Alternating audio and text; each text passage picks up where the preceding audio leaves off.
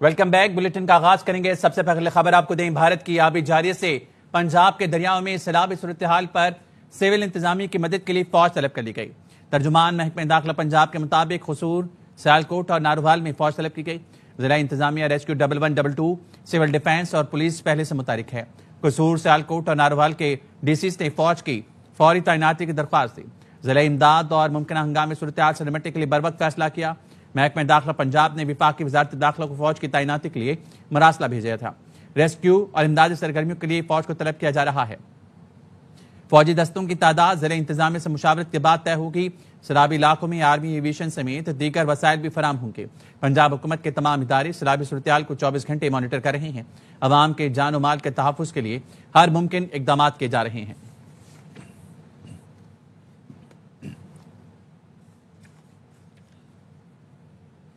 دریائے چناب میں پانی کے بہاؤ کی تازہ صورتحال تشویشناک ہو گئی ہے۔ فلڈ فورکاسٹنگ ڈویژن کے مطابق دریائے چناب میں ہیڈ مرالہ کے مقام پر پانی کے بہاؤ میں مزید اضافہ ہو گیا۔ ہیڈ مرالہ کے مقام پر پانی کا بہاؤ 9,02,000 کیوسک ہو گیا۔ ترجمان ضلع انتظامیہ کے مطابق دریائے جموں توی میں بھی انتہائی اونچے درجے کا سیلاب ریکارڈ کیا گیا۔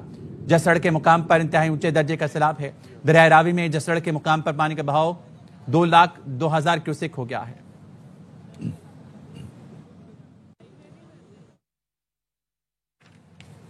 بھارت کی آبی جارحیت دریائے ستلج اور راوی میں پانی چھوڑ دیا۔ بھارت نے دریائے راوی پر قائم تھین ڈیم کے بھی تمام گیٹ کھول دیے۔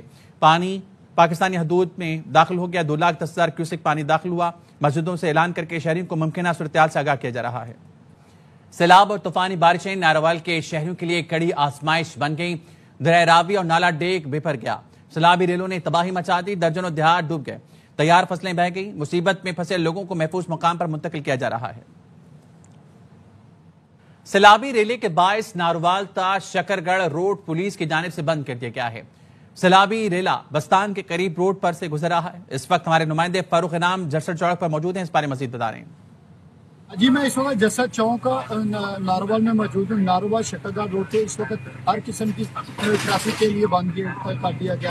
اڈا بستان کے قریب جو دریائے راوی میں تغیانی کے بعد شدید سیلابی ریلے کے بعد جو ناروال جو شکرگڑھ روڈ ہے اس وقت سیلابی ریلا گزرا، جس کے بعد جو ہر قسم کی ٹریفک کے لیے بند کر دیا گیا ہے اور پولیس کی جانب سے کہا گیا کہ کسی روڈ سے نہیں گزرے گی۔ تاحال اس روڈ کو جب تک پانی اور روڈ کلیئر نہیں ہوتا تب تک اس روڈ کو نہیں کھولا جائے گا۔ اور ناروال کی طرف سے احکامات جاری کیے گئے ہیں کہ شہری جو تعاون کریں تو اس روڈ کے اوپر غیر ضروری سفر سے اجتناب کریں۔ جی سیالکوٹ میں بارش کے تمام ریکارڈ ٹوٹ گئے۔ 12 گھنٹے کے دوران 405 ملی میٹر بارش ریکارڈ کی گئی۔ بیشتر گلی محلے ندی نالوں کا منظر پیش کر رہے ہیں کہ علاقوں میں 2 سے 3 فٹ پانی جمع ہو گیا۔ برساتی پانی گھروں میں داخل ہو گیا۔ بجلی کا نظام بھی دھرم بھرم اور کئی فیڈر سٹرپ ہونے سے شہر کا بیشتر حصہ تاریکی میں ڈوب گیا۔ محکمہ موسمیات کہنا ہے 24 گھنٹے میں وقفے وقفے سے مزید بارش ہو سکتی ہے۔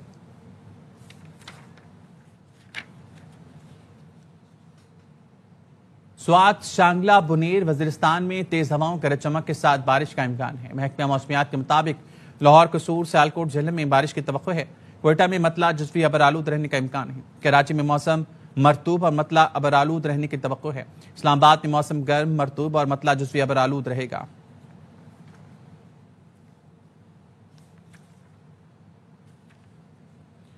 دریائے چناب، ستلج اور راوی میں شدید بارش کے خطرات۔ وزیراعظم نے وفاقی وزراء کو صوبے پنجاب کے سیلاب سے متاثرہ علاقوں کا فوری دورہ کرنے اور امدادی کارروائیوں کی نگرانی کرنے کی ہدایت کر دی۔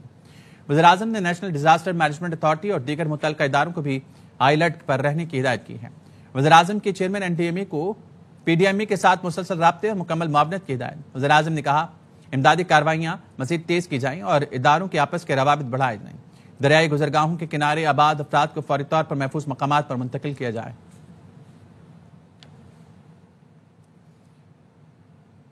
2 سے 2.5 دنوں میں چناب، ستلج اور راوی میں درمیانے اور اونچے درجے کے سیلاب کا خطرہ ہے۔ Chairman N D M A lieutenant general Inam Haider نے خبردار کر دیا۔ 2.5 دنوں کے اندر چناب، ستلج اور ریور راوی تینوں کے اندر میڈیم سے ہائی لیول فلڈ کا اندیشہ ہے، کیونکہ اوپر انڈین انلیگلی آکوپائڈ جموں کے شمال میں بھی کافی بارشیں ہوئی ہیں۔ آنے والے 2 سے 3 دنوں میں ہم دیکھ رہے ہیں سیالکوٹ، نارووال، قصور اور اس سے ملکہ علاقوں میں تھوڑی سی زیادہ بارشیں ہوں گی. تقریباً 1,90,000 لوگ ریور ستلج کے فلڈ پلین والے ایریا سے نکالے گئے ہیں. وزیر اطلاعات اور نشریات اتاتارڑ نے ARY کے پروگرام لیمنتار میں گفتگو کرتے ہوئے بتایا ہے کہ کن کن شہروں میں سیلاب کا خطرہ موجود ہے. کہا ناروال میں، شکرگڑھ، لاہور میں، شاہدرہ اور شالیمار میں سیلاب کا خطرہ ہے. شیخوپورہ میں، فیروز والا، اوکاڑا تحصیل، دیپالپور میں سیلاب کا خطرہ ہے. کے اوپر جو انفلوز ہیں وہ ایکسیپشنلی ہائی ہیں. 4.5 سے 5 لاکھ کیوسک تک پہنچ چکے ہیں، اور وہ خدشہ یہ ہے کہ وہ 6 لاکھ کیوسک تک جائیں گے. جسر کے مقام پہ راوی میں ادھر بھی ہائی انفلوز ہیں. تو یہ اگلے 12 گھنٹے بہت کریٹیکل ہیں اس حوالے سے. 3 دریاؤں کے اوپر اس وقت جو سچویشن ہے وہ ہائی سے ویری ہائی کی طرف چلی گئی ہے. لوگوں کی ایویکویشن ہر ڈسٹرکٹ کے اندر اس وقت جاری ہے. دریا کے ارد گرد کے علاقے ہیں ان کو تو خالی کرایا جا رہا ہے، بٹ کچھ آبادی والے علاقے بھی اس سے بالکل زیر آب آ سکتے ہیں، ان کو بھی جو ہے وہ خالی کروایا جا رہا ہے. ونریبل تحصیل ہے، ناروال میں شکرگڑھ ہے، لاہور میں جو ہے وہ یہ شدارہ کا ایریا ہے، شیخوپورہ میں فیروز والا ہے، اوکاڑا تحصیل ہے، دیپالپور ہے، ساہیوال میں چیچا وطنی اور ساہیوال ہے، ٹوبا ٹیک سنگھ میں کمالی اور گوجرا ہے، فیصل آباد میں تاندیاں والا سمندری ہے، جھنگ میں شور کوٹ اور احمد پور سیال ہے، قصور، پتوں کی، چونیا، رادھا کشن ہے، پاک پتن اور عارف والا ہے، وہاڑی میں بورے والا اور میلسی ہے، سیال کوٹ شہر ہے، ڈسکا ہے، سمڑیال ہے، گجرات اور کھاریاں ہے، گجراوالا میں وزیر آباد ہے، حافظ آباد تحصیل اور پنڈی بھٹیاں ہے، منڈی بہاؤدین میں پھالیا اور منڈی بہاؤدین ہے، کنیوٹ تحصیل اور لالیاں ہے، اور اسی طرح خانے وال میں کبیر والا ہے. وفاقی وزیر مصدق ملک کہتے ہیں سیلاب کی صورتحال پر وزیراعظم روزانہ اجلاس بلا رہے ہیں. ہر وزیر کو حکم دیا گیا ہے کہ کوئی یہ بات نہیں کرے گا یہ کام صوبے، ضلع یا تحصیل کا ہے. مانسون کے آخری 2 اسپیل باقی ہیں، پوری کوشش ہے کم سے کم نقصان ہو. سیکنڈ لاسٹ اسپیل سے اس وقت گزر رہے ہیں. اس کے بعد ستمبر کے پہلے ہفتے میں غالباً ایک آخری اسپیل مانسون کا آئے گا. تو نقصان ہوا اس کا ازالہ تو نہیں ہو سکتا، لیکن پوری کوشش کریں گے کہ کم سے کم نقصان ہو.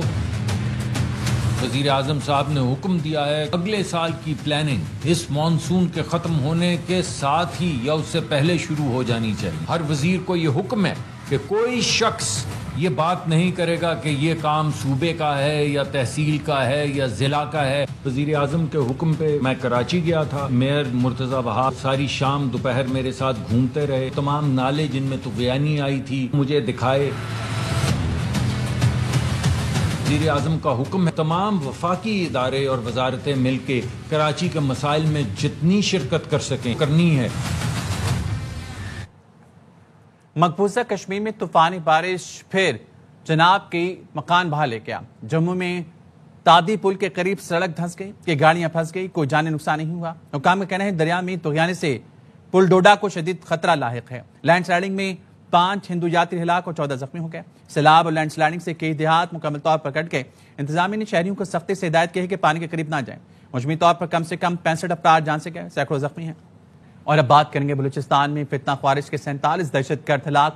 7 اور 9 اگست کے دوران دہشت گردوں کی بڑی تشکیل سمبازا بلوچستان میں بارڈر کراس کرنے کی کوشش میں سیکورٹی فورسز کا شکار بنی. 15 دن تک لاشیں افغانستان کے علاقے میں گلتی سڑتی رہیں، کوئی اٹھانے نہیں آیا. لاہور کے علاقے ہیر میں گھریلو ناچاکی پر 2 خواتین اور ایک بچے سمیت 4 افراد قتل ہو گئے. پولیس کے مطابق ملزم عمران نے اپنی بیوی فوزیہ، بیٹی زینب، بھتیجے رضا اور سسر مرزا کو قتل کیا. ملزم چھریوں کے بار کر کے 4 کو قتل کر کے فرار ہو گیا. پولیس اور فرانسک ٹیم نے موقع سے شواہد اکٹھے کر لیے. ملزم عمران کے خلاف مقتولہ کے بھائی ندیم کی مدعیت میں مقدمہ درج کر لیا گیا.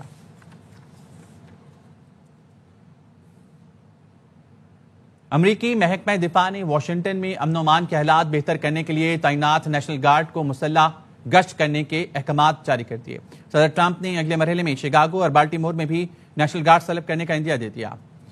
بیورو چیف جہانزیب علی کی رپورٹ.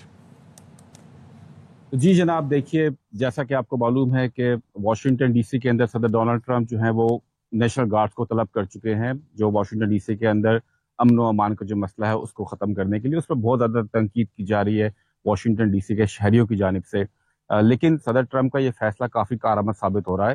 اور ہم نے دیکھا ہے کہ جب سے صدر ٹرمپ نے ایگزیکٹو آرڈر کے تحت واشنگٹن ڈی سی کی سیکیورٹی سنبھالی ہے، اب وہاں پر جرائم میں کافی بڑی کمی آ گئی ہے.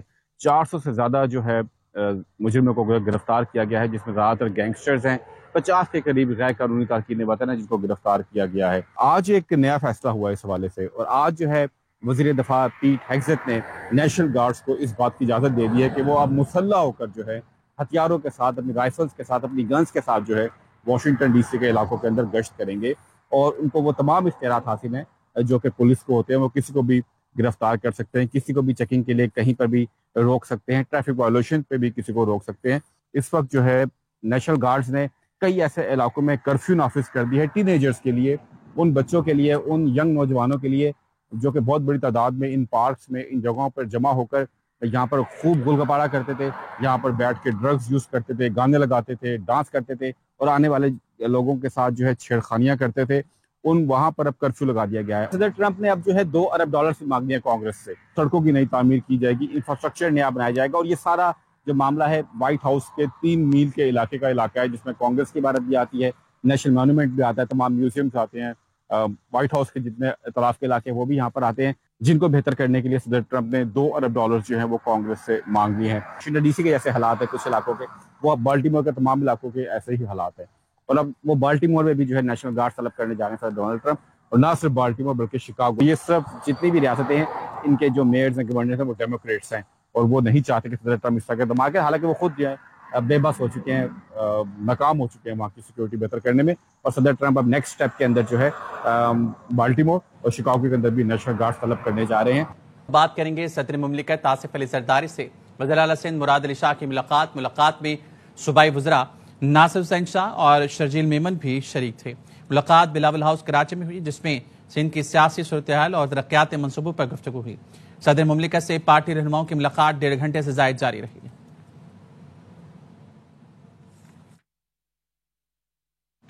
بانی نے قومی اسمبلی کی تمام کمیٹیوں سے پی ٹی آئی اراکین کو فوری مستعفی ہونے کی ہدایت کر دی۔ علیمہ خانم کی بانی پی ٹی آئی سے ملاقات کے بعد گفتگو۔ عمران خان نے ڈائریکشن بھیج دی ہے، جتنی بھی کمیٹیز ہیں نیشنل اسمبلی کی، پی ٹی آئی فوری طور پہ ان کمیٹیوں سے ریزائن کر دے۔ عمران خان نے رائے دی کہ یہ الیکشن لیجیٹمائز نہیں کرنا چاہیے۔ عمران خان نے کہا آج پھر آپ ایک میٹنگ کریں گے، سجیشنز ہیں آج رات کو ڈسکس کر کے فیصلہ کر کے کل آپ میرے پاس لے کر آئیں، میں فائنل فیصلہ کروں گا۔ شبلی فراز اور عمر ایوب کے اسٹے آرڈر ہیں، بھی تو عمر ایوب ہیں، اگر عمر ایوب صاحب ڈسکوالیفائی نہیں، بڑا اچھا ماحول تھا بڑے مہینوں کے بعد کہ آج ہم نے 3-4 گھنٹے اکٹھا گزارا ہے۔ بانی پی ٹی آئی کی ہدایات کے بعد قائمہ کمیٹیوں سے پہلا استعفیٰ آ گیا۔ فیصل امین گنڈا پور قومی اسمبلی کی اکنامک افیئرز، فوڈ سیکیورٹی پارلیمانی ٹاسک فورس کمیٹیوں سے مستعفی ہو گئے۔ فیصل امین گنڈا پور نے استعفیٰ چیف ویپ عامر ڈوگر کو بھیج دیا۔ بانی نے مزید اراکین کو بھی قائمہ کمیٹیوں سے مستعفی ہونے کا پیغام بھجوایا۔ پی ٹی آئی ذرائع کے مطابق بانی کی ہدایت پر مزید پی ٹی آئی اراکین کا قائمہ کمیٹیوں سے مستعفی ہونے کا امکان ہے۔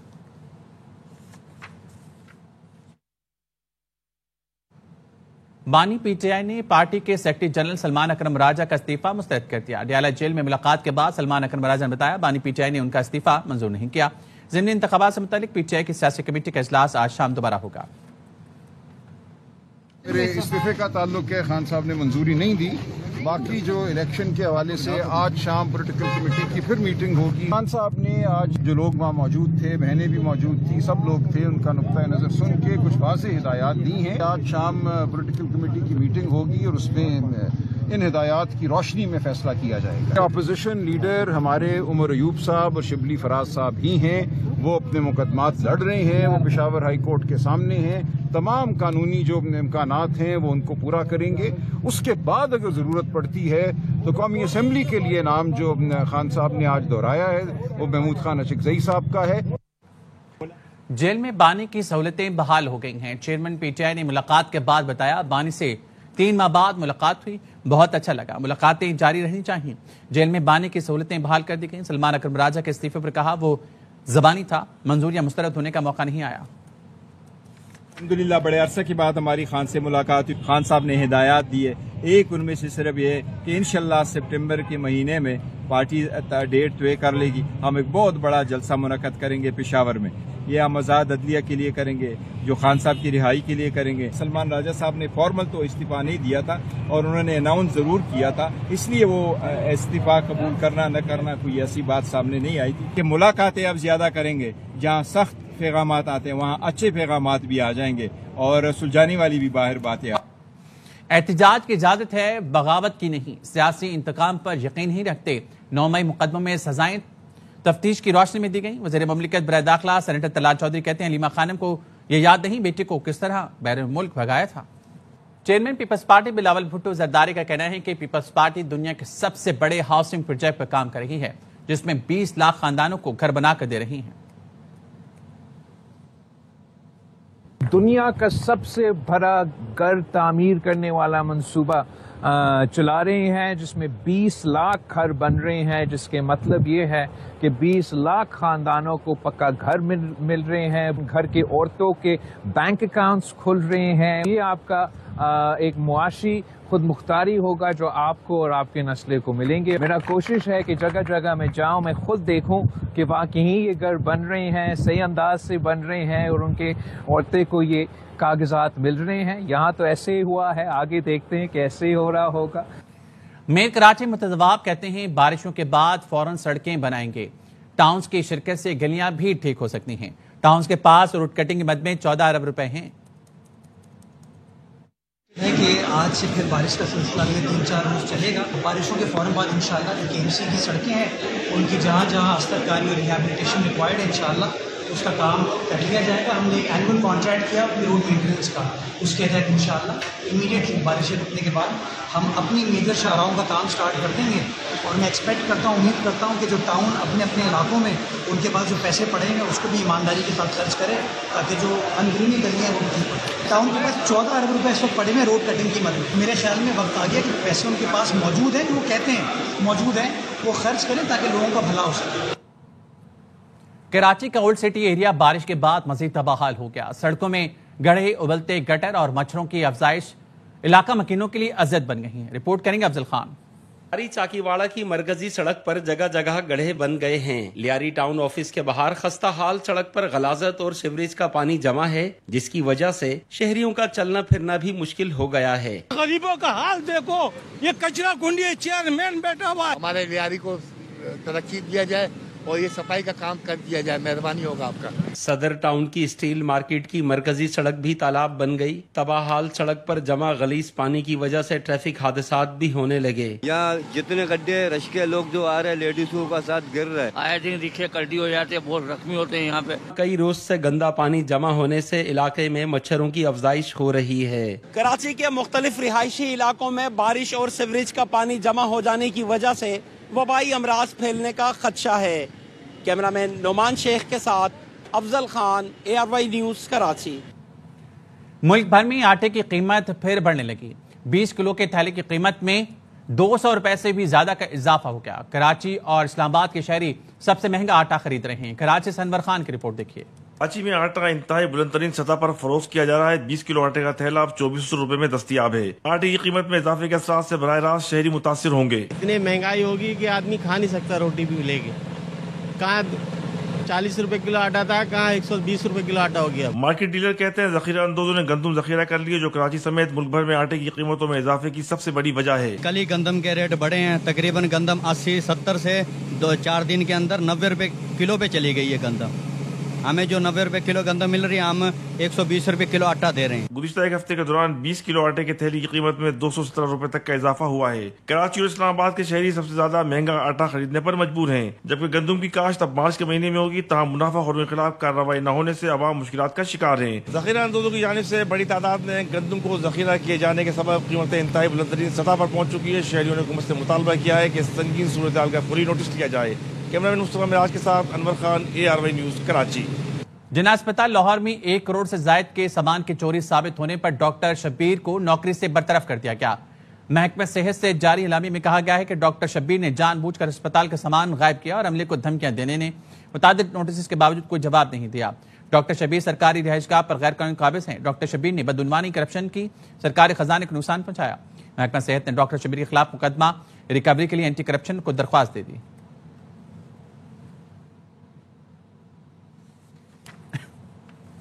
نیوز بلیٹن سے فی الحال اتنا ہی، دیکھتے رہیے ARY نیوز۔